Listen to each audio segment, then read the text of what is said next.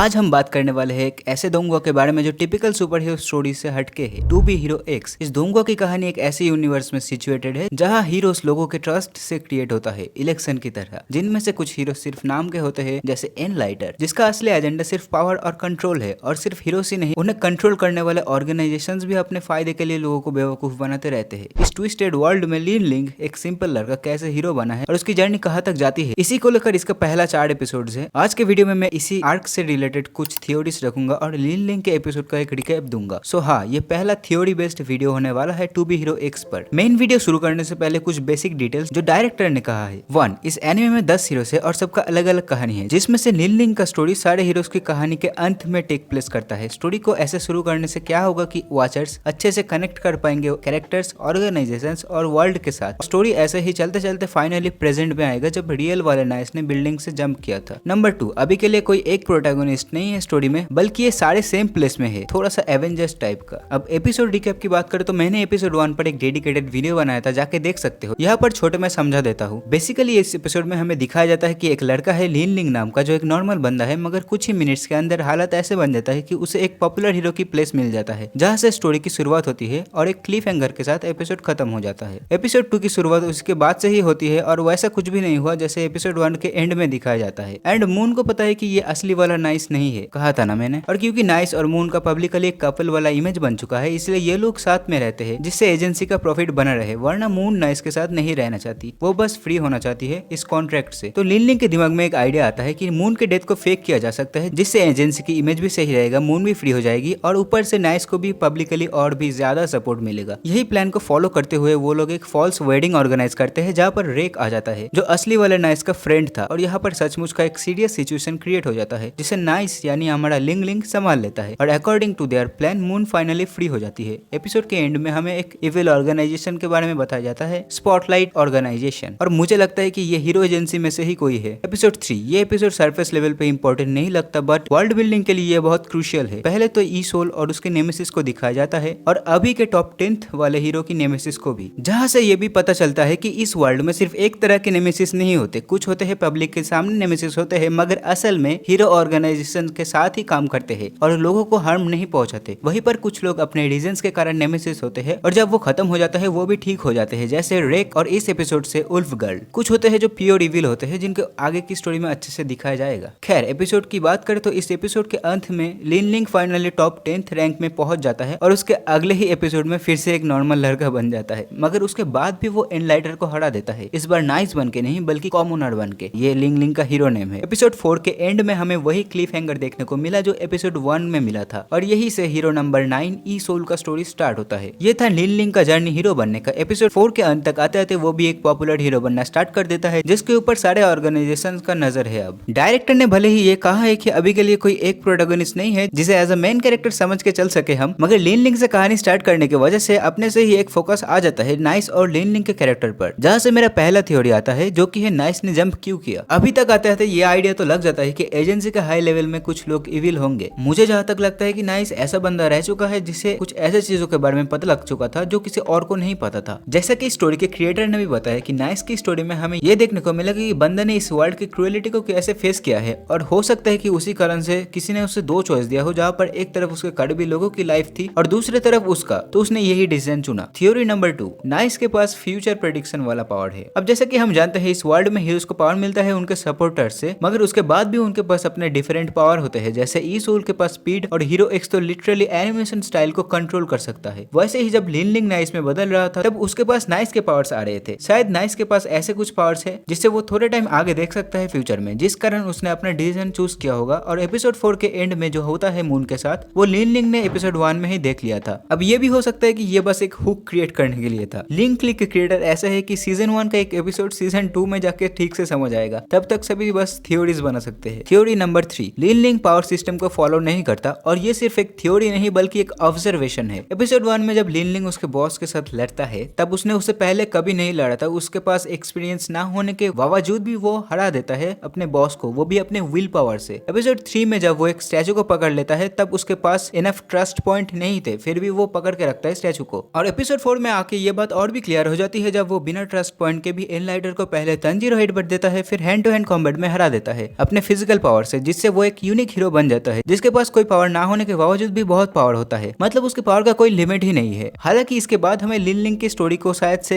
Episode 22 तक देखने को नहीं मिलेगा और बाकी 10 हीरोज की स्टोरी दिखाई जाएगी। हर कहानी इंटरकनेक्टेड है और अंत में सभी की स्टोरी मर्ज होगी। तो फिलहाल के लिए लिन लिंग की कहानी यही तक थी, एक कॉमन लड़का जो एक्सीडेंटली हीरो बन गया और अब धीरे धीरे एक बिगर गेम का पार्ट बन रहा है। और जितना ज्यादा हम देखते जा रहे हैं उतना ही वर्ल्ड ट्विस्टेड लग रहा है। हीरोज फेक है, ऑर्गेनाइजेशन सैडी, और असली हीरो बनने के लिए सिर्फ पावर्स नहीं गट्स चाहिए, जो कि अभी तक सिर्फ एक बंदे में दिखाई दे रहा है जिसे ठीक से इंट्रोड्यूस भी नहीं करवाया गया है। खैर देखते हैं आगे जाके कैसे टर्न लेता है स्टोरी। अगर तुम्हें यह रिकैप और थ्योरी पसंद आया हो तो एक लाइक ठोक देना और कमेंट में बताओ तुम्हारा फेवरेट थ्योरी कौन सा था या तुम्हारे दिमाग में क्या चल रहा है इस वर्ल्ड के बारे में। नेक्स्ट पार्ट में मैं इस होल के आर्क के बारे में डिस्कस करूंगा। तब तक के लिए stay curious, stay sharp, bye bye.